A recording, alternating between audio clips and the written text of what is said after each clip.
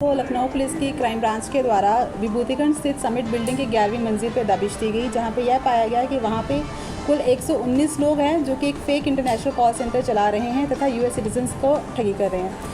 पूछताछ के दौरान वहां पे जो मेन दो अभियुक्त है विक्रम परमार और ललित खेजरजानी से ये मालूम चला कि एक विनीत विशिष्ट नाम का व्यक्ति है जो कि इनका मुख्य संचालक तो वह लखनऊ पुलिस के द्वारा वेस्ट बंगाल में दबिश दी गई तथा वहाँ से विनीत तथा उसके दो सहयोगी रिंकीदास गुप्ता और जयराज नायकर की गिरफ्तारी कर लखनऊ लाया गया है।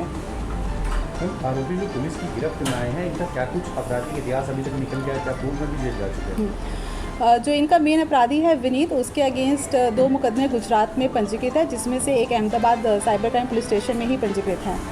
मैम, ये जो विनीत है इसका प्रोफाइल क्या है? क्योंकि बताया जा रहा है कि गुजरात के एक बड़े कारोबारी का ये बेटा है और इसका रियल इस्टेट का जो कारोबार था, इसके अलावा ये जो सिंडिकेट इसने चलाया, इसके दिमाग में कैसे आया, कैसे ने स्टार्ट किया और खासकर लखनऊ कैसे चुना?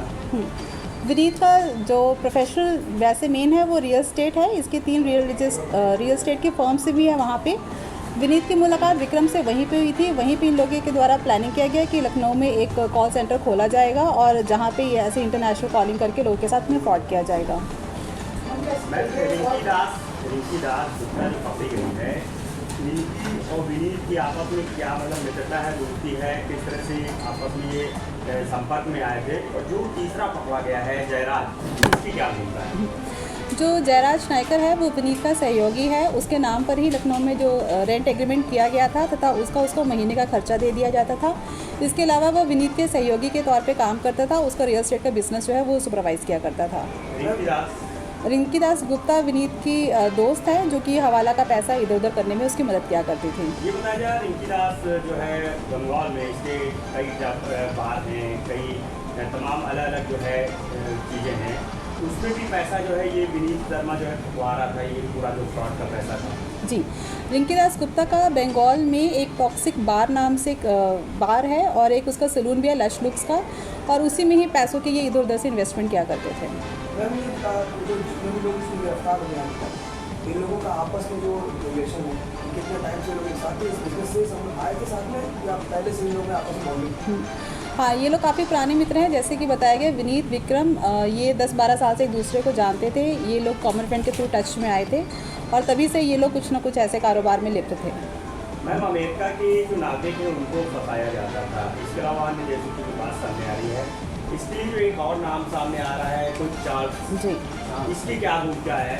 तो अमेरिका के लोगों को कैसे ये फंसाते थे, ये भी बताया जा रहा है कि जो पैसा हवाला के जरिए जब भारत भेजने का काम है उसमें भी अहम भूमिका इसकी जी। इन लोग के पूछताछ से एक और नाम सामने आ रहा है जिसका चार्ल्स है, लेकिन अभी उसके बारे में हमें पूरी जानकारी प्राप्त नहीं हुई है। उसके बारे में अभी हमारी जानकारी जारी है। बाकी इन लोग का फ्रॉड करने का तरीका यही था कि अमेरिका के टोल फ्री नंबर्स को इंडिया में फ्लैश किया जाता था, वहाँ से कॉल्स इंडिया में ट्रांसफ़र करके अमेरिकन के साथ में ठगी किया जाता था। अभी क्या मैम इसमें अगर माना जाए 250 करोड़ का जो सामने आया है, क्या और बढ़ सकती है रकम? और भी पीड़ित जो है वो भी उनकी भी संख्या में इजाफा हो सकता है? बिल्कुल, अभी तो ये हमारी इन्वेस्टिगेशन इनिशियल स्टेज पे है। आगे जो भी डेवलपमेंट्स होंगी तो प्रोबेबिलिटी है इसकी आगे बढ़ने की। उन्होंने बताया कि 119 लोग को रिक्रूट कैसे किया, जिन्होंने ऑनलाइन भेजा था। इनको रिक्रूट करने के काफ़ी सारे तरीके थे। एक तो यही था कि ये लोग आपस में जान पहचान जो रखे हैं, जैसे इसमें एक भाई बहन भी मिले हैं या यार दोस्त भी काफ़ी सारे मिले हैं, बॉयफ्रेंड गर्लफ्रेंड्स हैं, जिसकी नौकरी लग गई वो दूसरों को बुला लेता था। इसके अलावा ये अपने एडवर्टाइजमेंट्स फेसबुक, इंस्टाग्राम, लिंक्डइन पे भी फ्लोट करते थे, जहाँ पे ये बताते थे कि इनको अपनी कॉल सेंटर में वैकेंसी है जहाँ पे कोई एजुकेशनल क्वालिफिकेशन की रिक्वायरमेंट नहीं है। सिर्फ एक ही क्वालिफिकेशन चाहिए जो कि आपको इंग्लिश स्पीकिंग स्किल्स, आपकी इंग्लिश बोलना ही आना चाहिए बस। आरोपियों की अरेस्टिंग कहाँ से की गई है, उनको गिरफ्तार करने में अहम भूमिका किसने निभाई है? जैसे ही हमें पता चला कि आरोपी की लोकेशन वेस्ट बंगाल में आ रही है, वैसे ही हमारी क्राइम टीम और साइबर थाना की जो टीम है उनको बंगाल भेजा गया, तो उनकी अरेस्टिंग जो है बंगाल से ही की गई है।